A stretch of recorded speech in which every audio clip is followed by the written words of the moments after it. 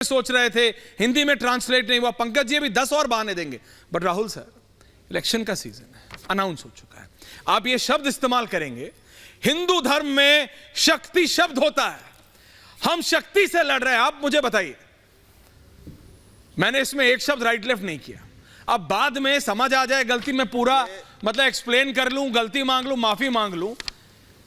Sir sometimes the reality comes out Rahul जी।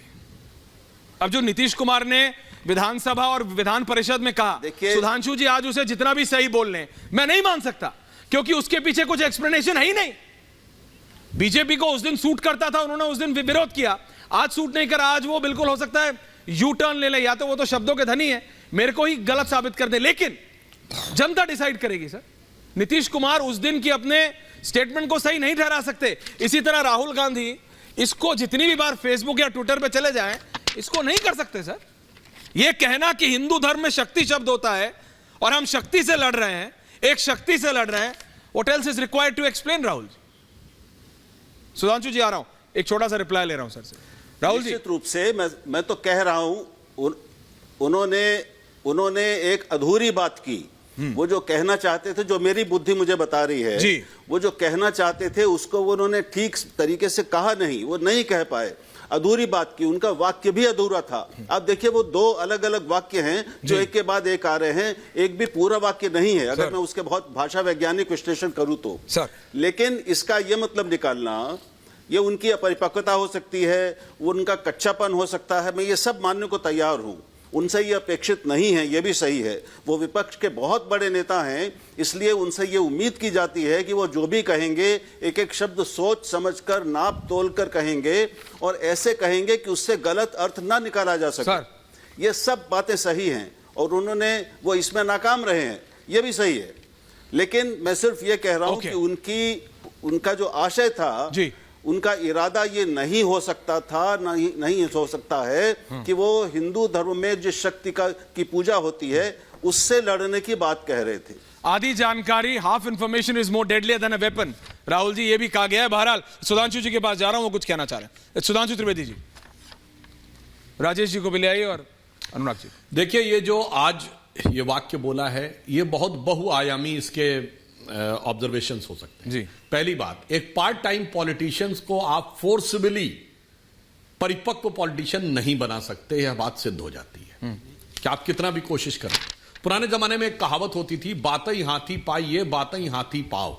मतलब जब राजाओं का जमाना होता था तो अगर राजा आपसे खुश हो गया तो आपको हाथी दे देता था, और नाराज हो गए तो हाथी के पांव के नीचे कुचल देते थे। आज वास्तविकता में प्रजा ही राजा है, जनता राजा है, तो अपनी बातों के द्वारा लोग ऊपर भी उठ सकते हो, नीचे भी आ सकते हैं। यहां स्थिति क्या है कि कोई नेता हाथी पे चढ़ना ही नहीं चाह रहा, जबरदस्ती 10 लोग उसको कंधे दे दे के चढ़ा रहे हैं, वो बेचारा फिसल के हाथी के पांव के नीचे आ जा रहा है, ये समस्या है। दूसरी बात, इसमें भाषा और भाव की भी समस्या है, क्योंकि देखिए इसमें जो भाव है जानते क्या है, ये कांग्रेस को ये बाईं तरफ से जो कागज आता है ना, कम्युनिस्ट मैनिफेस्टो लिखा हुआ, मैं दर्शकों को बताना चाहता हूं कांग्रेस ने अपनी विचारधारा तो पूरी तिलांजलि दे ली है, वो गांधीवाद वगैरह कुछ नहीं दिखता है। कार्ल मार्क्स की 2 किताबें थी ना, दास कैपिटल और कम्युनिस्ट मैनिफेस्टो, तो आज लेफ्ट साइड से पर्ची आती है कम्युनिस्ट मैनिफेस्टो। भाव ही भारत के विरुद्ध का रहता है, भारतीयता का भाव ही नहीं रहता है। फिर उसमें लिखा होता अंग्रेजी में, अब ट्रांसलेट किया जाता है हिंदी में, तो भाषा और भाव दोनों में वो ऐसा अभाव उत्पन्न कर देते हैं कि अपनी सारी की सारी राजनीति का तिरोभाव वहीं पे कर देते हैं। अब मैं एक और बात कहना चाहूंगा, मैं थोड़ा यहां पर राहुल जी की बात से असहमत हूं। यह अनायास निकला बयान नहीं है। राहुल जी, आपने देखा होगा पिछले 1.5-2 साल से दुनिया में बड़े लेवल पे एक बाकायदा श्रृंखला चल रही है, डिसमेंटलिंग ग्लोबल हिंदुत्व, यानी वैश्विक स्तर पर हिंदुत्व को नष्ट करने का अभियान। फिर भारत में ये एक बाकायदा कॉन्फ्रेंस होती है, इरेडिकेशन ऑफ सनातन धर्म, यानी हिंदू धर्म का समूल नाश।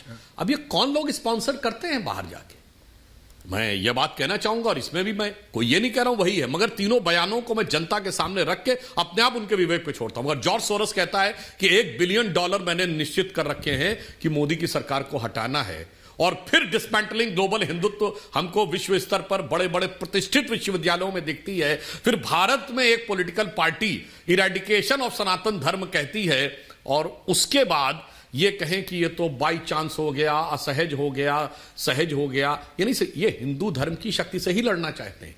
परंतु हिंदू धर्म की शक्ति वो क्या है, उसके लिए रामचरितमानस में गोस्वामी जी ने लिखा है, अजह अनादि शक्ति अविनाशी सदा शंभु अर्धांग निवासी।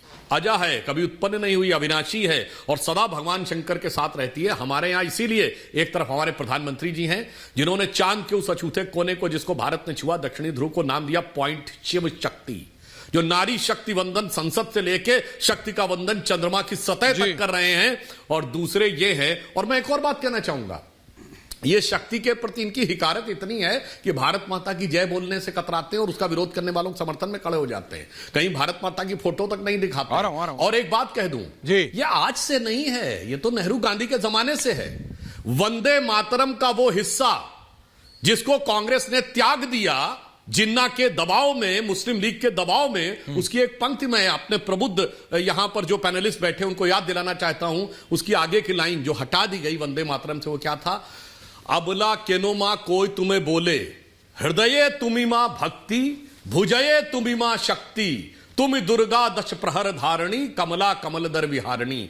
तो शक्ति तो भारत माता है मान्यवर, जिसके लिए वंदे मातरम की ही आगे की लाइन थी, हृदये तुमी मां भक्ति, हृदय में तुम भक्ति हो, भुजये तुमी मां शक्ति, जो आप हाथ में शक्ति हो और आप कमला कमल दर विहारणी हो। मगर क्या बताएं, समस्या क्या है कि अब मजबूरी में, और मैं अंत में एक और बात कह दूं, बोलिए। मैं पुनः ये बात कह चुका था, तब मैं मजाक में कहता था, अब गंभीरता से कहता हूं। ये राहुल गांधी की न्याय यात्रा जब शुरू हुई, उस समय, उससे पहले कांग्रेस के लोग कहते थे राम मंदिर की प्राण प्रतिष्ठा का मुहूर्त ठीक नहीं था। मैं पुनः कहूंगा कि हमारे शर्मा जी भी बैठे हुए हैं, अन्य लोग हैं, जरा गंभीरता से विचार करवाएं, ये किस मुहूर्त में राहुल गांधी ने अपनी न्याय यात्रा शुरू की थी। मतलब बर्बादियों का ऐसा जलजला आया है उसके बाद से, और अंत आते आते हिंदू धर्म की शक्ति से लड़ने का बयान दे दिया। मुझे लगता है कोई बहुत मारक दशा में, किसी बहुत मार्केस की दशा में इन्होंने शुरुआत की होगी, और वो भी हो सकता है वामपंथियों के चक्कर में बेचारे न किया होगा। क्योंकि देखिए, गुवाहाटी से शुरू किए थे तो चौपाटी में देवड़ा जी छोड़ दिए थे, एक लाइन में बता दे रहा हूं। बंगाल पहुंचे तो दीदी ने मुंह मोड़ लिया था, झारखंड पहुंचे तो सीएम की कुर्सी चली गई थी, बिहार पहुंचे तो उनके सूत्रधार नीतीश कुमार जी मझधार में छोड़ के चले गए थे, उत्तर प्रदेश पहुंचे जयंत चौधरी जी ने छोड़ दिया था, और सपा से गठबंधन किया, सपा के 7 विधायक छोड़ के चले गए। हिमाचल पहुंचे नहीं, हिमाचल में पार्टी गड़बड़ा गई, और जब तक बंबई पहुंचे क्या क्या करने लगे और मुंह से ये निकल गया। तो मैं सिर्फ ये कहता हूं, ये एक सुविचारित मानसिकता की सहज अभिव्यक्ति है, और एक ऐसे नेता को नेता बनाने का प्रयास जो नैसर्गिक नेता नहीं है उसके ऊपर थोप थोप कर वो करने का प्रयास करें। जिसे उर्दू के एक शेर में अंत में कहना चाहता हूं, इसको कोई शब्दशा न ले, कि लाख तोते को पढ़ाया पर वो हैवा ही रहा। यानी तोते को कितना भी पढ़ा दो पर आखिर में है तो वो पक्षी इंसान नहीं हो सकता, इसलिए गलतियां हो जाया करती हैं। इसलिए समझ रहे हैं आप अनुराग जी? हाँ, तो मैं तो सुधांशु जी, आप राजेश जी आ रहा हूं, पंकज जी आ रहा हूं। मैं तो सुधांशु